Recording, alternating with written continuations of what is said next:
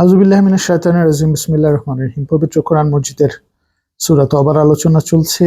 আমরা এখন 11 নম্বর রুকু থেকে 81 নম্বর আয়াত থেকে শুরু করছি। 81-82 ওই তাবুক অভিযানের সময় যাদের পেছনে থেকে যাওয়ার অনুমতি দেওয়া হয়েছিল, অর্থাৎ যারা পিছনে রয়ে গেল, তারা আল্লাহর রাসূলের বিরুদ্ধচারণ করে বসে থাকতেই আনন্দ বোধ করলো।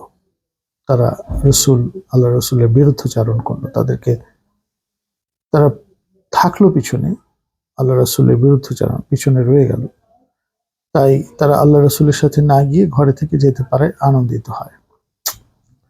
সত্যিকারের একটা সংগ্রামে তারা রসুলের সাথে গেল না।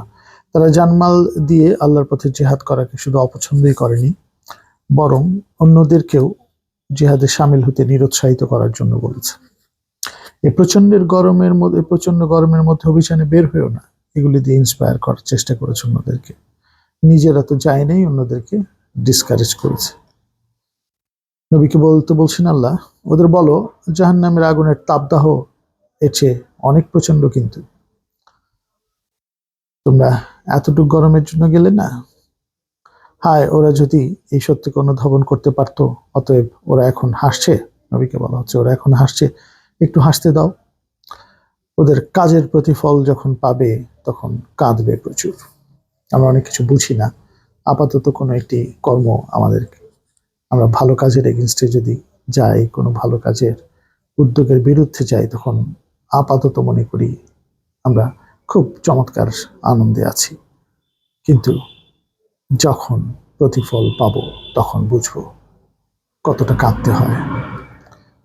83 নম্বর আয়াত। অতএব ওদের কোনো দলের সাথে আবার দেখা হলে ওরা যদি তোমার সাথে সংগ্রামে অর্থাৎ জিহাদে অংশ নেওয়ার অনুমতি চায়, তবে কখনো অনুমতি দেবে না, আর দেবে না। কিন্তু সুস্পষ্টভাবে বলে দেবে, এখন আর তোমরা আমার সঙ্গী হতে এবং সঙ্গী হয়ে শত্রুর বিরুদ্ধে অভিযানে অংশ নিতে পারবে না। প্রথমবার তোমরা ঘরে বসে থাকাকেই পছন্দ করেছিলে, তাই এখনো পেছনে পড়ে থাকা লোকদের সাথেই বসে থাকো। 84 নম্বর আয়াত। ওদের কারো মৃত্যু হলে তুমি কখনো ওদের জানাজা পড়াবে না বা কবরের পাশে দাঁড়াবে না, যদি না মৃত্যুর আগে ওরা তওবা না করে। আসলে সবচেয়ে বড় মুনাফিক আব্দুল্লাহ ইবনে উবাই ইবনে সালুল, যার কথা আমি বলেছি মুনাফিকদের সম্রাট বলা হয়, এর জানাজা পড়ান নবী। যখন পড়েন নবী, তখন এই আয়াত নাজিল হয় বলে আমরা তাফসিরে পাই। একটা অন্য কথা যে এই ধরনের মানুষের এত ঘৃণিত এই মুনাফিকরা, এবং মুনাফিক সর্দারের ব্যাপারে এখানে বলা হচ্ছে ওদের জানাজা পড়াবে না বা ওই কবরের পাশে দাঁড়াবে না, সম্মান জানানোর জন্য বা নিজের মৃত্যুর জন্য ওখানে দাঁড়ানো হয়। এদের সামনে দাঁড়ানোর দরকার নেই, যদি না মৃত্যুর আগে আসলে ওরা অনুশোচনা বা তওবা করে এই সূরাটার অনুযায়ী। এটা আয়াতের অংশ না, বাট কবরের পাশে দাঁড়াবে না এই পর্যন্তই আয়াতের অংশ। কারণ ওরা তো আল্লাহ ও তার রাসূলকে অস্বীকার করেছিল এবং সত্যত্যাগী অবস্থায় মারা গেছে। অস্বীকার করেছিল আর বিধানকে, আল্লাহর বিধানকে অস্বীকার করেছে, এবং রাসূল প্রচার করেছেন তাকে অনুসরণ করতে অস্বীকার করেছে। তো এই যে যার ফলে তাদের এই মুনাফিকি চরিত্রটা ছিল, তাই সে অবস্থায়, সত্যত্যাগী অবস্থায় তারা মারা গেল। 85 নম্বর আয়াত। তাই ওদের ধন সম্পত্তি ও সন্তান সন্ততির আধিক্য যতই বেশি থাকুক না কেন, তোমাকে যেন দুর্বল না করে। আল্লাহ তো এগুলো দিয়ে ওদের পার্থিব জীবনে শাস্তি দিতে চান। আর শাস্তি মানে কি? এগুলোই তাদেরকে একসময় নষ্ট করে ফেলে। তারা এত এই সম্পদের নেশায় অন্যায় করতে থাকে, এগুলোই তাদের জীবনের শাস্তি দিতে চান। পার্থিব জীবনেও তারা শাস্তি পেয়ে যায়, কিন্তু আর এগুলোই সত্য অস্বীকারী হিসেবে ওদের মৃত্যুর কারণ হবে। এগুলি রেকর্ডেড থাকবে, সংরক্ষিত থাকবে। 86 নম্বর আয়াত। আল্লাহকে বিশ্বাস করো এবং রাসূলের সাথে হয়ে আল্লাহর পথে সর্বাত্মক সংগ্রাম করো। আল্লাহর বিধান মানো এবং রাসূল যেভাবে সংগ্রাম করছেন মানুষকে সত্য এবং সুন্দরের পথে, সততার পথে কর্মক্ষম করার জন্য, সেখানে সংগ্রাম করো। এই মর্মে কোনো বাণী নাজিল হলেই ওদের মধ্যে যারা সামর্থ্যবান তারা তোমার কাছে অভিযানে অংশ নেওয়া থেকে অব্যাহতি চায়। এরা সামর্থ্যবানরা না, আমরা যাব না, অব্যাহতি চায়। ওরা বলে আমাদের ছেড়ে দিন, আমরা ঘরে থাকতে চাই। 87 নম্বর আয়াত। ওরা অন্তপুর বাসিনীদের মতো ঘরে থাকাকেই পছন্দ করেছে, আসলে ওই ক্রমাগত মুনাফিকির কারণে ওদের অন্তরে মোহর লেগে গেছে, ওরা তাই ওই সহজ সত্যকে বুঝতে পারছে না। 88 নম্বর আয়াত, কিন্তু রসুল ও তার উপর আস্থা স্থাপনকারীরা জানমাল দিয়ে, তাদের সমস্ত জানমাল দিয়ে, সম্পদ দিয়ে জিহাদে অংশ নিয়েছে। এখন সকল কল্যাণ এদেরই জন্যে এবং এরাই সফলকাম। 89 নম্বর আয়াত, আল্লাহ এদের জন্য সুসজ্জিত করেছেন জান্নাত, যার তলদেশে থাকবে প্রবহমান ঝর্ণাধারা, সেখানেই তারা থাকবে চিরকাল, আর এটাই মহা সাফল্য। 90 নম্বর আয়াত, মরুবাসী বেদুইনরা অনেকে জিহাদ থেকে অব্যাহতি পাওয়ার জন্য রসুলের কাছে নানা অজুহাতে আবেদন করলো। ওই যুদ্ধই এদের পেশা ছিল, কিন্তু মুনাফিকদের প্রভাবে তাবুক যুদ্ধে না যাওয়ার অজুহাত খাড়া করেছে তারা। অপরদিকে যারা সত্য অস্বীকারে অনড় ছিল তারা ঘরেই থেকে গেল। সত্য অস্বীকারীদের জন্য অবশ্যই কঠিন আযাব অপেক্ষা করছে। 91 নম্বর আয়াত, তবে যারা দুর্বল, অসুস্থ, অর্থাভাবে যুদ্ধ উপকরণে সজ্জিত হতে বা অন্যান্য কারণে অক্ষম, যেতে যুদ্ধে দুর্বল, অসুস্থ, অর্থের অভাবে অক্ষম, তারা জিহাদে অংশ না নিলেও তাদের কোনো দোষ নেই। তারা আন্তরিকভাবে আল্লাহ ও তার রসুলের আনুগত্য করলে, আল্লাহর বিধানটাকে, রসুল যেটা বলছেন সেটা মেনে চললে তাদের বিরুদ্ধে কোনো অভিযোগের কারণ নেই। আল্লাহ অতীব ক্ষমাশীল, পরম দয়ালু। আল্লাহ কিন্তু খুব লজিক্যালি একটা জিনিস উপস্থাপন করছেন যে তাদের যদি শর্টকামিংস থাকে, দুর্বল থাকে, অসুস্থ থাকে, অর্থাভাব থাকে, সংসারের জন্য এখন অর্থ দিয়ে তাদের কোনো মতো চলতে হবে, অক্ষম তারা, তাহলে কোনো দোষ নেই। আল্লাহ অতীব ক্ষমাশীল, পরম দয়ালু। 92 নম্বর আয়াত, আর যারা তোমার কাছে জিহাদে যাওয়ার জন্য বাহনের আবেদন করেছিল, যাদের তুমি বলেছিলে আমি তো তোমাদের জন্য কোনো বাহনের ব্যবস্থা করতে পারছি না, তাদের বিরুদ্ধে অভিযোগ করার কোনো সুযোগ নেই।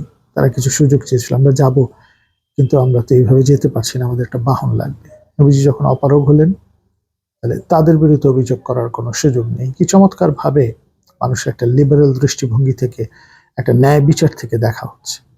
তারা অর্থ ব্যয় অসমর্থতার কারণে চোখের পানি মুছতে মুছতে ফিরে গিয়েছিল, এটি তাদের আন্তরিকতার প্রমাণ। কিন্তু তারা যেতে চাচ্ছিল অর্থভাবে, তারা যেতে পারেনি, বাহন পায়নি, বাহন চেয়েছিল তাও তারা পায়নি, যেহেতু চোখ মুছতে মুছতে ফিরে এসেছিল।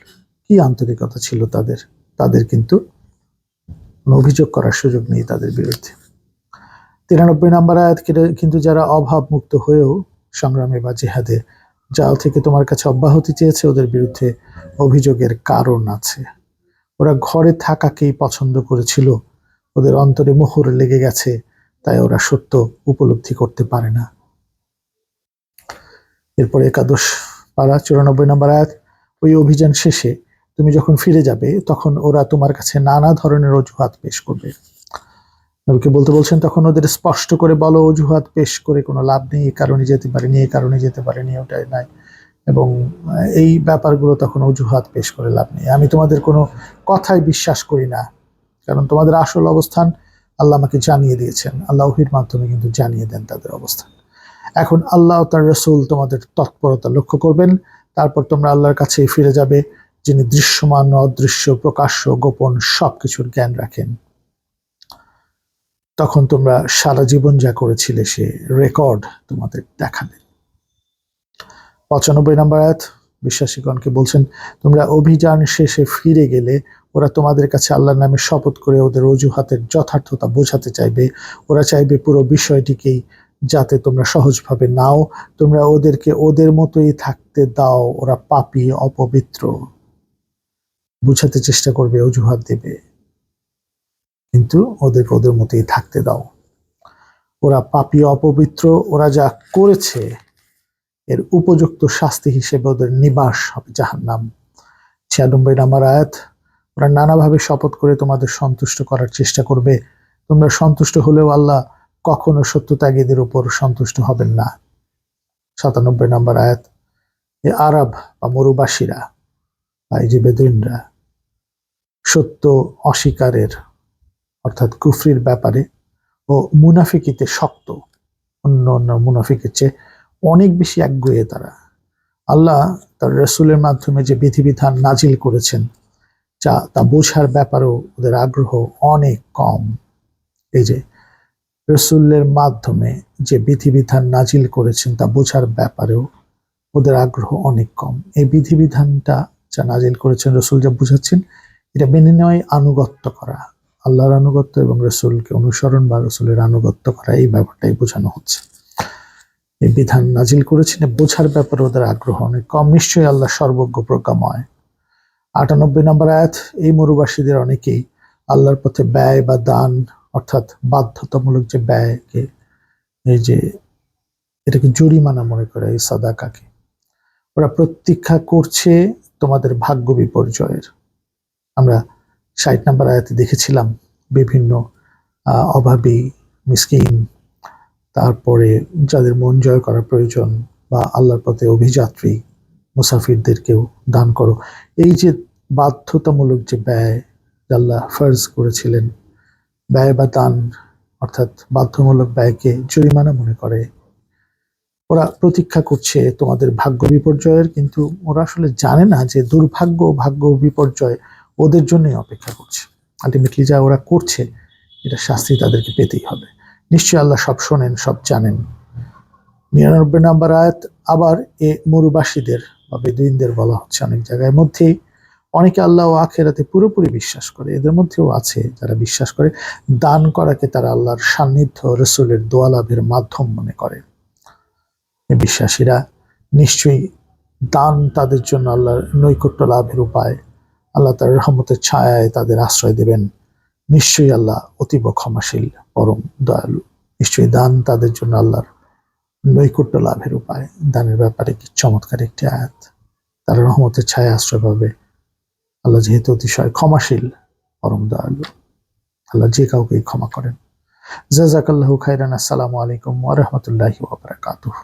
আমাদের ৯৯ নম্বর আয়াত পর্যন্ত সূরা তাওবা শেষ হলো।